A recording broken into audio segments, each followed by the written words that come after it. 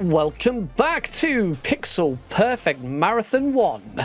Up next on the PC98, we have Totsugeki Mix, and this is being ran by jdmnstr. Take it away! Hey everybody, how are you doing? I hope you're having a pixel perfect, whatever time of the day you have. My day time is currently close to midnight. So I'm probably hitting the bed after this one, but yeah, I hope you're all having a great time so far. Yes, this is actually not only my first marathon, but also my first public appearance at all, so it's quite of historic for me. And what I'm showing you today is Totsugeki Mix. It's a game from the 90s for an ancient Japanese IBM kind of clone, the PC89. Do have an actual hardware lying around here, but I'm playing it on an emulator for convenience's sake. The run is actually very short, although the game is quite big, but I'll walk you through it as we go along. And we can actually do a countdown now. So I'm going from 5, 4, 3, 2, 1, go.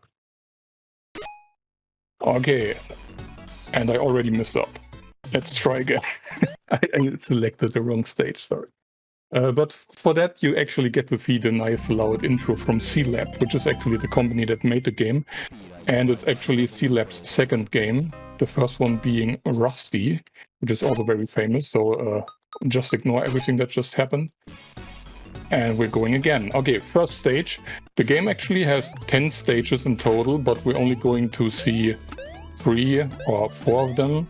And we're not really gonna fight any bosses, because the goal of the game is actually to collect 3 mystical seals, which were, like, the lore is very complicated. There's like an evil wizard trying to invade this colorful place here.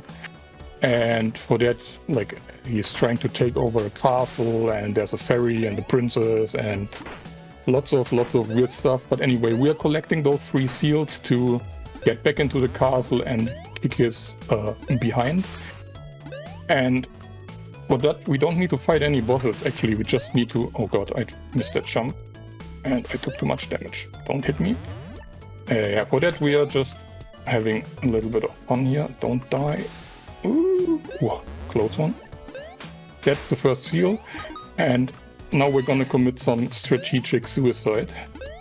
Because even though we game over, the game still thinks we collected this friend, or rather, it doesn't really care about it. And that's already the first stage. Yes. Let's go to the second stage.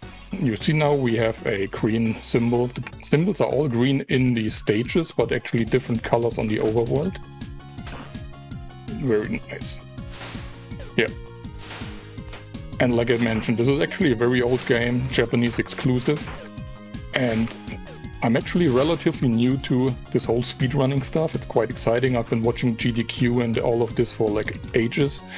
And I was always looking for like a not too popular game or not too famous game, like too mainstream, because I felt too many people are running this already. And while searching for games, I actually came across the other title that I mentioned, and I done goofed again, which is Rusty, which is also very famous among the, well, niche group that knows about it. It's more of a Castlevania inspired game. I don't want to say rip-off or clone, because it's actually quite interesting, unique, and well designed. Yeah, but in the second attempt they made a more original game, C-Lab, which is this one. And for the time it came out, it was actually very, well, ambitious. Here, I'm actually jumping short. Like, because you have 10 levels, diverging routes, and multiple characters you can play, sub-weapons, all this stuff, so really crazy. And now we're dying again a lot of times. Yeah, the 3 characters you can play as are actually called after, what you call it, grades of cooking your meat, I guess. They are called medium, rare, and well. And the green one is medium. Oh yeah, the 3 characters you can play have all different, like, unique characteristics. This one is the jumpy end one. sorry, I missed that jump there. This one is the jumpy one with a really short attack, so you're mainly using it for movement. And I missed that jump again, and again. And again, oh my god. There we go. The first one, the blue-haired one, is the rare one and the powerful one. And the last one is the weird one, which has one more extra life, but a really weird and hard to use default attack. And we're not gonna see the last one because, well, like I mentioned, it's useless. We're already close to the end stretch, actually, after I've committed some more tactical suicide here. And I really need to hold back to not attack this guy, because my trigger finger is always itching when I get to this room. But as you see, we game overed again, and now we're actually going to the final part of the game already, the boss gauntlet, where we refight the bosses we didn't fight at all yet.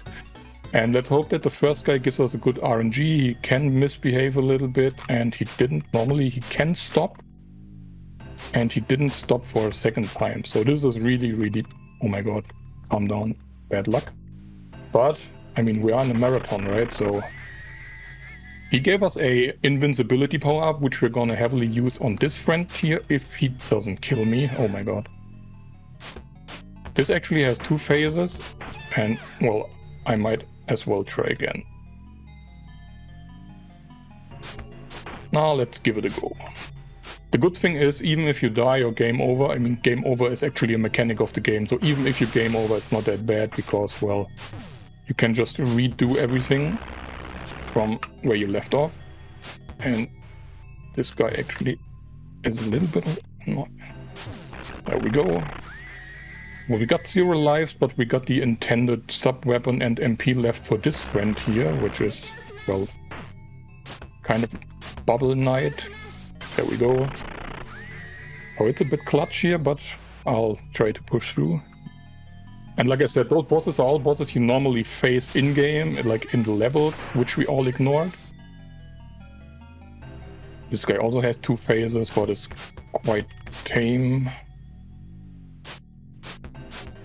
There we go. And that should be it. And now we're already on the final stretch of the game. Yeah, there's probably a lot of stuff I wanted to talk about that I, well, couldn't squeeze into 10 minutes of time. Yeah, but if you're interested in actually checking these games out, I highly recommend them, and I even wrote guides for them. A little bit of platforming here, just kind of awkward with a character that cannot double jump, but we're already on to the final, pre-final room, this rope. We're also using mirrors as ways of transportation in this level. Don't ask me how, just look at them or run past them. And this is the final boss. His name is Galuf or Galaf. And yeah, he's not the kind guy. This we can actually jump over. Oh, if we don't need it. Oh, time is coming up once this guy is defeated, which should be very shortly. And then there's an area clear screen. So probably... Oh no, let's do this. Come down. Okay, 3, 2, 1, area clear. And that's the whole run. Yeah, it's quite unfortunate because this game really has a lot to show, and I'm planning to do maybe a all bosses route or something like this in the future. But I'm actually not the one that came up with this route. The runner that actually came up with this route is a Russian guy called Beat Zero. And he came up with this route while I was actually still playing Rusty and competing with another runner. His name is Uchida from, I think, Australia. And he's the current world record holder of Rusty. Rusty is a bit longer. It has like 45 minutes. Yeah, and he mapped out this route, and I actually had this game before I had Rusty, and I was like waiting, mapping it out, because it looked much bigger than Rusty. But once I actually understood the mechanics and how the game is structured, I was like, oh my god, this is like really easy and quick and fast to do here. But I said I'm still planning to do maybe a all bosses route.